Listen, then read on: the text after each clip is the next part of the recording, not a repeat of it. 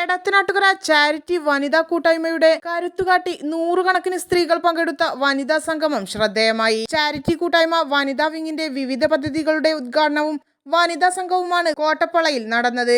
Edathanattukara charity കൂട്ടായ്മയുടെ പോഷക സംഘടനയായി രൂപവത്കരിച്ച വനിതാ വിഭാഗത്തിന്റെ ആദ്യത്തെ സമ്മേളനമാണ് ചാരിറ്റി പ്രവർത്തക നർഗീസ് ബീഗം ഉദ്ഘാടനം ചെയ്തു.